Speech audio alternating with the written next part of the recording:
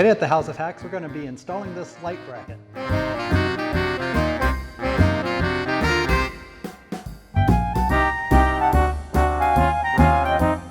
Hey makers, builders, and do-it-yourselfers, Harley here. Today I'm at Studio 020 and we're installing the overhead boom arm that we unboxed last video. In this video we're going to look at making the mounting bracket for it and installing it. Let's get to it. The base is 5.5 by 12 inches, so we need to make something that this will fit on. The idea is to mount this perforated tube to the wall and make a bracket that will hang from the holes. I'm going to use some scrap plywood and 2x4s. First, I'll trim off the edge of the 2x4 to get rid of the rounded edges. Then I adjust the saw to rip the wood to the same width as the metal tube.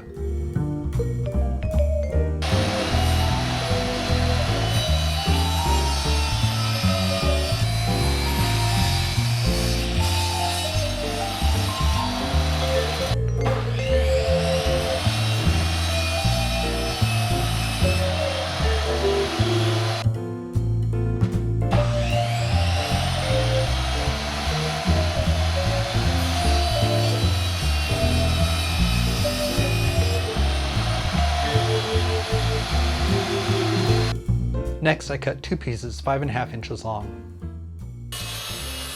Now the plywood gets machined. I start by cutting off a smaller piece, larger than what I really need.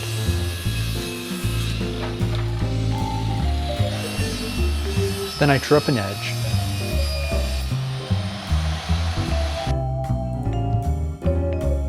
And cut it to 12 inches long.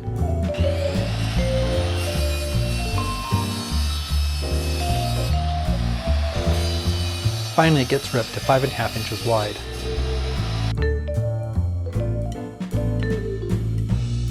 Okay, now that the wood's cut, we can kind of see how things are going to fit into place. This metal will be mounted on the wall in the studio, and the bracket will be mounted to the top of this wood. And of course, all this wood will be connected together. And the idea is that we can just put this over and drop it into place. There'll be a couple pins on this wood that will fit in the holes on the top of perforated metal and keep it from sliding around, but also then we can move it to different holes to give us some adjustability.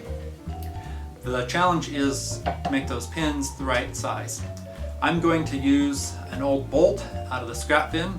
It's too big to go in the holes right now, which is good because if it was too small, if it did fit in the holes, it'd probably be too small and be kind of wobbly. And I want to have a fairly tight fit on these. So I'm going to mill this bolt down, hopefully, and we'll see how that goes. Okay, here I am at the metal lathe. I am no expert at this whatsoever. I've put PVC through this and a small amount of brass. So this is the first time I'm going to be doing anything hard, like this is probably steel. And so I figured I'd just give it a try. I need to cut the head off first. I thought about hacksawing, but I thought, hey, I have a cutoff tool. Why not use that? Let's give it a try.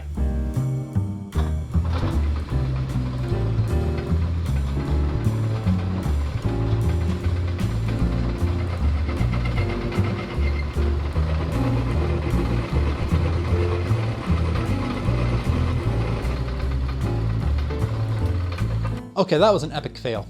I don't know if you could tell from the overhead video, but the tool caught underneath the bolt after it got in a little ways and caused the bolt to bend. So I think I have two problems. One, the cutoff tool is a little bit too low. It wasn't at center or slightly above center, I think is where it's supposed to go. And so when it got in far enough, the bolt grabbed it and just pulled the tool underneath it. And in the process, that caused the bolt to bend. And like I said, I think there's two problems. One was the alignment on the cutoff tool, and the second was I had the bolt so far out from the chuck that it had a lot of leverage when it did grab to bend the bolt really easily. So I'm going to go back to the hacksaw the tried and true way. It's a little bit more work, but I know it'll get done.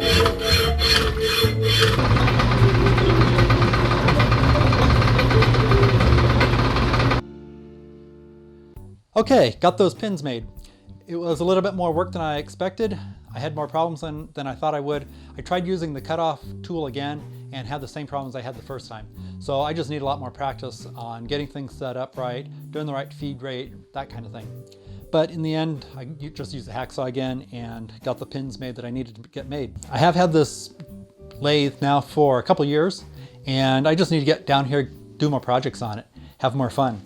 But in the end, I did get a bolt that looked like this into a couple pins that we can use on this project. Okay, I drilled 2 holes and put the pins in it to test fit everything. And the second time, I got it right. The first time I got the holes off by 1/8 of an inch somehow. Not quite sure how I did that. Maybe 1/16 of an inch twice, just in sloppy measurement or something, I'm not sure, but it didn't fit. The second time, it fits just fine. So now let's go put all the wood together.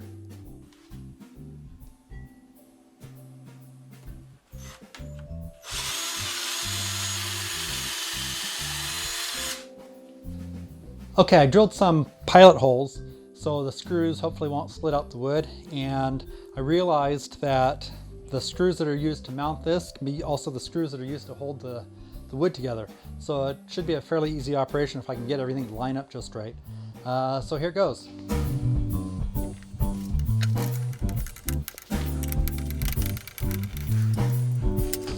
You know what? I don't think I have these pilot holes quite big enough. This is pretty tight. I think I'm going to re-drill these with a bigger hole. I really don't want to split this wood out.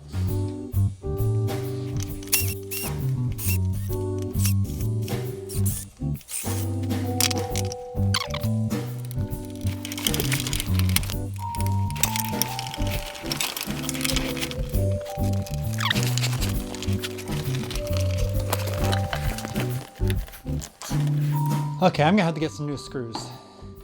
These heads are just rounding off. Something's not right. They're just taking way too much effort to get put in. So I'm gonna have to go figure that out, and we'll get back to it. Okay, so I went to the home improvement store, picked up some more screws, and they went in without a problem. I think what happened with the original screws is they've got some sort of really cheap plating on them, and the plating was coming off as I was driving it in. As I pulled them out, the plating was just kind of flaking out all over the place, and I think it was just cheap screws. The plating was coming off, which probably increased friction, and taking a close look at it, the screws themselves, I don't know if it's the plating or the material under the plating, there's just a lot of rough spots on them, and I think they just weren't really designed for driving into wood. They did come with drywall anchors in the original packaging. I'm sure it probably would have worked just fine with the plastic for those anchors, but going directly into wood, there was just too much friction and they weren't designed for that. But getting regular screws from the home improvement store, they went in without a hitch. So now the next step is to put the pins in permanently.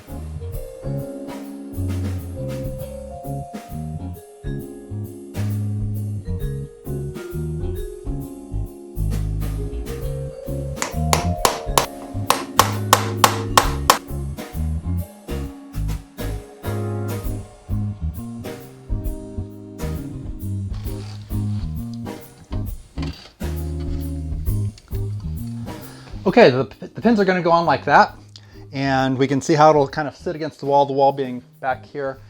As I've been working on this, I've realized that there's a little bit of a critical design flaw. As long as it's coming out this way, the forces on it are such that it's going to pull it this way, and everything will work fine. But as it pivots sideways, like so, it's going to have a tendency to twist this around and pull it off the mounting bracket. So I've thought about a couple different ways to pin this in place to keep it stable as it moves around, and I think I've settled on one design, and now I'm going to go cut out the materials and put it on.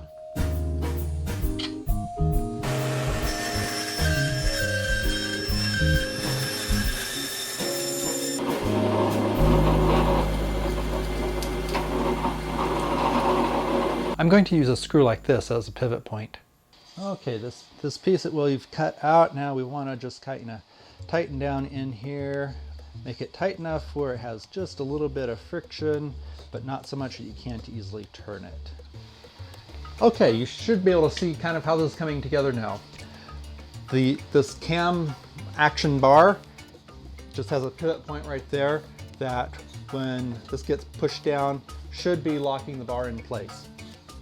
Let's give it a quick test fit here. Put the bar in. Now of course this is upside down, but we should be able to get the idea. And this should lock in place like so. And now that's not going to go anywhere, I don't think. We'll see in actual practice when we get some weight on it, but I hope that should work. Let's go install this in the studio now.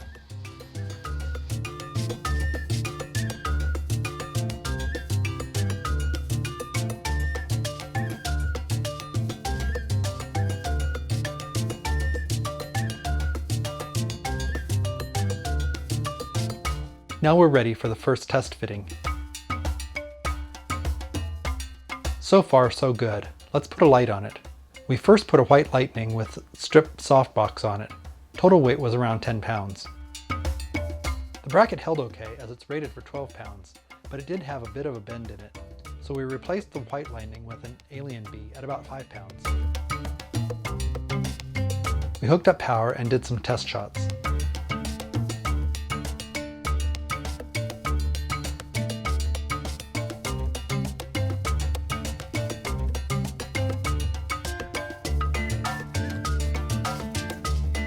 The light we had didn't have quite enough power, so we replaced it with a different model.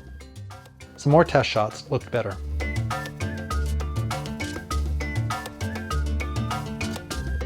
Next, we mounted another piece of metal to the wall to allow using the mounting bracket for front shots too.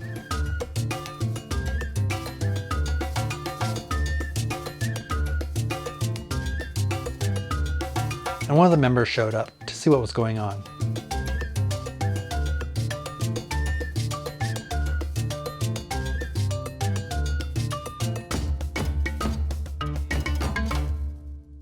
We moved it to the other bracket, added a beauty dish and an eye lighter, reflector, and more test shots. Well,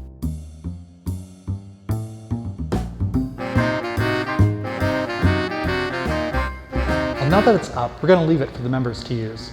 I'll have a follow-up video soon to see how it's working in practice. If this is your first time here at House of Hacks, welcome. I'm glad you're here and would love to have you subscribe. I believe everyone has a God-given creative spark. Sometimes this manifests through making things with a mechanical or technical bent to them. Through this channel, I hope to inspire, educate, and encourage these types of makers in their creative endeavors. Usually this involves various physical media like metal, wood, electronics, photography, or other similar things. If this sounds interesting to you, go ahead and subscribe, and I'll see you again in the next video. Thanks for joining me on our creative journey. Now go make something. Perfection's not required, fun is.